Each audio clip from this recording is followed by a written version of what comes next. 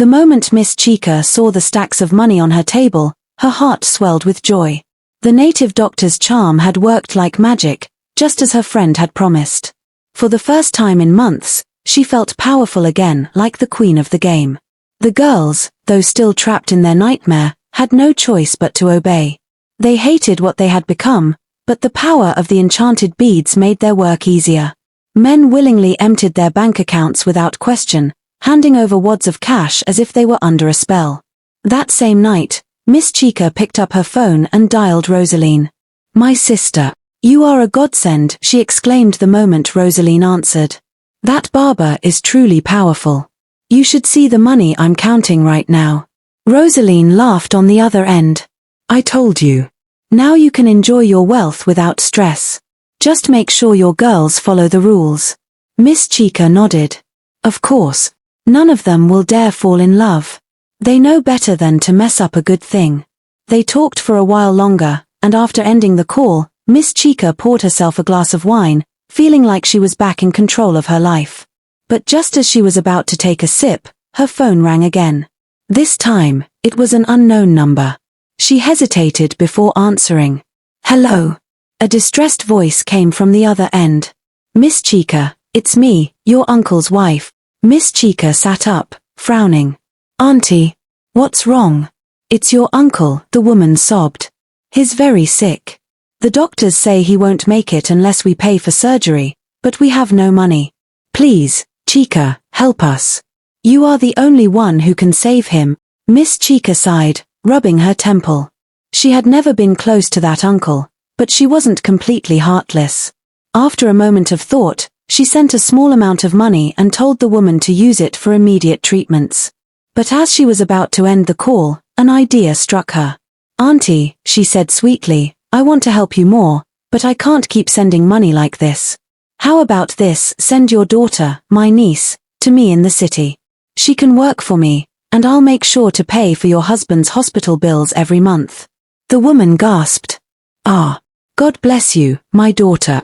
I will tell her to start packing immediately." She didn't even ask what kind of work her daughter would be doing. She was too desperate to question anything. By the next morning, Miss Chica's niece, Maya, was on her way to the city. The moment Maya stepped off the bus at the city park, heads turned. She was breathtakingly beautiful, more beautiful than even Miss Chica had expected. Her skin glowed like honey under the sun, her deep brown eyes sparkled with innocence, and her curves were just enough to make any man take a second look. Miss Chica, standing by her car, smirked as she watched men steal glances at her niece. Some even whistled. "This girl will be my new gold mine," she thought, adjusting her sunglasses. She stepped forward and embraced Maya tightly, putting on her best loving aunt act. "My beautiful girl. Look at you. The city will love you." Maya giggled shyly. "Auntie, I missed you." Miss Chica smiled. "Come, let's go home." As they drove through the city, Maya couldn't hide her excitement. She had never seen such tall buildings, flashy cars, or beautiful roads. Everything looked like a dream. "Auntie, this place is beautiful," she said, staring out of the car window. Miss Chica laughed. "Yes, my dear. And you will have a good life here." But what Maya didn't know was that the life her aunt had planned for her was nothing like what she imagined. Maya sat quietly in the living room, observing the 4 other girls who lived with her aunt. They were beautiful, well-dressed, and seemed comfortable in the large apartment. At first, she felt relieved. If they are all working for Auntie Chica, then the job must be good, she thought. But something about them made her uneasy. There was a sadness in their eyes, a hollow look that she couldn't understand. The next day, curiosity got the better of her, and she went to find her aunt in the bedroom. "Auntie, what exactly is my job here?" she asked. Miss Chica, who was sitting in front of a large mirror applying makeup, smiled at her niece's innocence. She turned slowly, dabbing her lips with bright red lipstick before speaking. "Don't worry, my dear," she said sweetly. "Tonight, I will introduce you to my clients." Maya frowned. "Clients? Auntie, are you a nurse or a doctor?" Miss Chica let out a loud laugh, shaking her head. "You ask too many questions, Maya. You'll understand soon enough." Something about her aunt's tone made Maya's stomach tighten, but she didn't argue. That evening, as the sun disappeared behind the city skyline, Miss Chica walked into Maya's room holding a bundle of clothes. She dropped them on the bed. "Clean yourself up and wear this," she instructed. Maya picked up one of the dresses and gasped. It was a tight, short gown with thin straps, revealing more skin than she had ever shown in her life. "Auntie, I can't wear this," she protested. "It exposes too much of my body." Miss Chica's face hardened. "You must wear it. That's what the job demands." Maya hesitated. "But, what kind of job is this?" Instead of answering, Miss Chica pulled out a small beaded bracelet and placed it in Maya's palm. "This is for your protection," she said. "No matter what happens, don't take it off until you get back home." Maya swallowed nervously. "Protection from what?" Miss Chica sighed, rolling her eyes. "Just trust me." The unease in Maya's chest grew, but she had no choice. Slowly, she put on the dress and the bracelet, feeling more uncomfortable than ever. Minutes later, Maya found herself sitting in Miss Chica's car as they drove through the city. The silence in the car was thick, and Maya's hands trembled slightly in her lap. Finally, they pulled up in front of a massive mansion. The gates were guarded by men in suits, and luxury cars filled the driveway. Maya turned to her aunt. "Where are we?" Miss Chica smiled. "You'll see." She led Maya inside, and soon they were standing in a grand living room decorated with gold chandeliers and expensive furniture. The air smelled of cigar smoke and expensive cologne. Then, a man stepped forward. He was old, at least in his late 50s, with a large belly and a thick mustache. He had a powerful presence, the kind that made people bow in respect. Miss Chica greeted him cheerfully. "Honorable Senator, I brought you something special tonight." Maya's heart skipped a beat as the man's eyes raked over her body hungrily. "Beautiful," he murmured. Miss Chica turned to Maya. "Stay here with him. I'll come back for you in the morning." Maya's head snapped up in shock. "Auntie, what are you talking about?" But before she could protest further, Miss Chica turned and walked away, leaving her alone with the senator. The man smiled at her and stepped closer. "Come, my dear. Don't be shy." Maya's entire body stiffened. She wanted to run, but there was nowhere to go. The senator grabbed her wrist roughly and pulled her closer. "Relax," he whispered. Tears burned in Maya's eyes. She knew what was about to happen. "Auntie, please come back," she cried, but her voice echoed in the empty room. The senator pushed her onto the bed, and no matter how much she fought, he was too strong. That night, Maya lost something she could never get back. Maya cried all the way home. The moment Miss Chica's car pulled into the driveway, she jumped out and ran straight to her room, locking the door behind her. She wanted nothing to do with her aunt ever again. For the first time, she understood why the other girls in the house looked so sad. She had been sold. The next morning, Miss Chica walked into her room without knocking. She sat on the bed, crossing her legs elegantly. "You have to do this if you want your father to survive," she said coldly. Maya, who had been curled up in bed with swollen eyes, looked up in shock. "What?" Miss Chica sighed dramatically. "Your father's hospital bills need to be paid. If you refuse to work, how will he survive?" Maya's lips trembled. I can't do this, Auntie. Please, find another way." Miss Chica scoffed. "Another way? There is no other way. It's either you continue this work and save your father, or you run away and let him die." Maya's world crashed around her. How did my life become like this, she thought. For the next few days, she refused to go out. But then she received a call from her mother. "My daughter, God bless you for helping us," her mother said happily. "The hospital says your father is responding well to treatment." Maya bit her lip, fresh tears spilling from her eyes. She hadn't helped anyone. She had been forced into something she hated. And worst of all, she knew that if she stopped, her father's treatment would stop too. With no better option, she continued. Every weekend, Miss Chica sent money home for the treatment. But some weeks, she didn't. Whenever Maya confronted her, Miss Chica would shrug. "You're not bringing in enough money," she would say. "If you want your father to live, work harder." Maya would retreat to her room and cry, But no matter how much she suffered, there was no escape. She was trapped. And worse, she was beginning to lose herself. Maya walked down the quiet street, her heels clicking softly against the pavement as she returned from a client's place. The night air was cool, and for once, she enjoyed the brief silence away from Miss Chica's suffocating world. As she approached the main road, she noticed a man struggling with his car. The vehicle's hood was up, and the man, dressed in a well-fitted suit, looked completely clueless as he paced around the car. Seeing her, he quickly ran over. "Excuse me, miss. Do you know if there's a mechanic nearby?" Maya stopped and glanced at the car.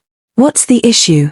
"I have no idea," the man admitted, running a hand through his neatly trimmed hair. "It just stopped moving." Maya sighed. "Open the hood." The man looked surprised but did as she asked. She leaned in, inspecting the engine. After touching a few parts, she stepped back. "Try it now," she instructed. The man hurried to the driver's seat and turned the key. To his shock, the car roared back to life. He stepped out, eyes wide with admiration. "Wow. How did you know what to do?" Maya smiled faintly.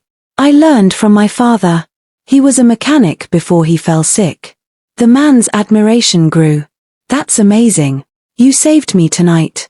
I'd love to keep in touch. Can I get your number?" Maya's smile faded. She shook her head. "No, I can't," she said before walking away. The man watched her leave, feeling something stir in his heart. Days passed, and Maya continued her life of pain and survival. But one evening, as she walked home from another tiring night, she felt weak. Her body was burning with fever, and the streets around her blurred. Just as she was about to collapse, a familiar voice called out, "Maya!"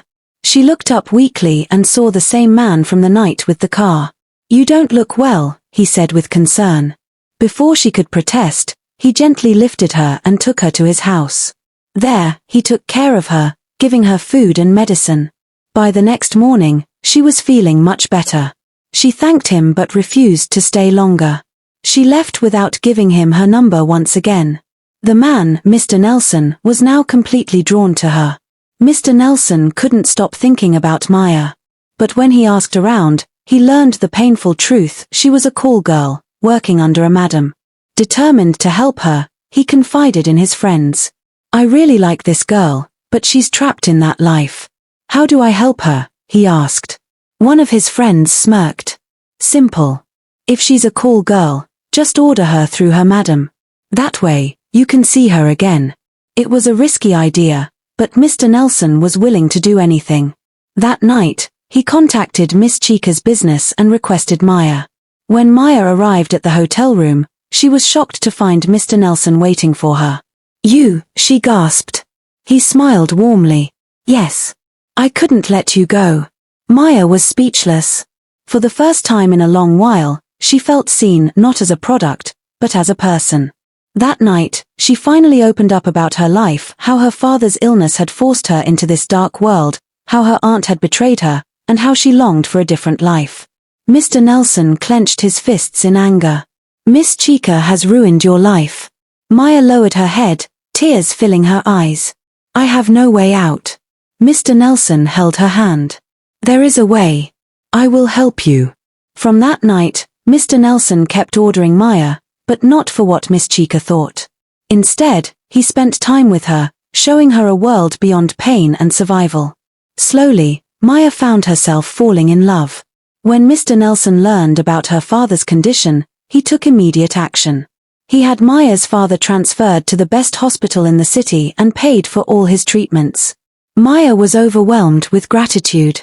Every time she visited Mr. Nelson's house, she removed the beaded bracelet Miss Chica had given her. She didn't need protection from him. She felt safe. But she had no idea that by doing so, she had unknowingly broken the spell that fueled Miss Chica's business. At first, Miss Chica didn't notice anything unusual. But soon, she realized her girls were no longer making as much money. Clients who once begged for her services suddenly stopped calling. Her frustration grew. What is going on? Then, one night, all her top clients blocked her. Her business was crumbling. Panicked, she rushed to the native doctor. "Baba, something is wrong. My girls are not making money anymore, she cried. The old man stared at her and shook his head. One of your girls has broken the spell. That is why your power is gone. Miss Chica's eyes widened. Who? The native doctor sighed. Your niece, Maya. She has fallen in love, and she removes the bracelet when she's with him. The spell is broken. Miss Chica's hands shook with rage. She rushed home, determined to confront Maya. Maya had just returned home when Miss Chica stormed into her room. Where is your bracelet? She screamed. Maya froze. She had left it at Mr. Nelson's house. Miss Chica's face twisted with fury. You ruined me, Maya. My business is gone. I have nothing left. Before Maya could react, Miss Chica locked the door and pocketed the key. You're not leaving this house again. Maya's heart pounded in fear. Auntie, please. Shut up. Miss Chica's eyes were wild. Baba told me there's only one way to save myself. She took a deep breath. I have to end your life. Maya gasped, stepping back. Auntie, you can't be serious. But Miss Chica's expression was deadly. Meanwhile, Mr. Nelson grew worried when Maya didn't return. He tried calling, but her phone was off. His gut told him something was wrong. Without wasting time, he rushed to Miss Chica's house. But when he got there, the door was locked, and no one answered his knocks. He quickly called the police. Minutes later, sirens blared outside Miss Chica's house. Officers stormed in and forced the door open. Inside, they found Maya tied to a chair, tears streaming down her face. Miss Chica was standing over her, holding a knife. Drop the weapon, an officer shouted. Miss Chica froze, then dropped the knife as the officers grabbed her. You're under arrest for human trafficking, forced prostitution, and attempted murder, the police declared. Maya sobbed in relief as Mr. Nelson rushed to her side. She was finally free. With Miss Chica behind bars, Maya was no longer trapped. With Mr. Nelson's help, she went back to school, pursuing a career in mechanics, the one skill her father had taught her. Her father fully recovered, thanks to Mr. Nelson's generosity. And after all the pain and suffering, Maya finally found happiness in the arms of the man who saved her. Wow, what a story! What are the moral lessons we can learn from this story? I want us to interact in the comment section. If you have followed me to this stage, kindly subscribe to my channel, like my video and share this video to as many people as possible. See you in my next episode.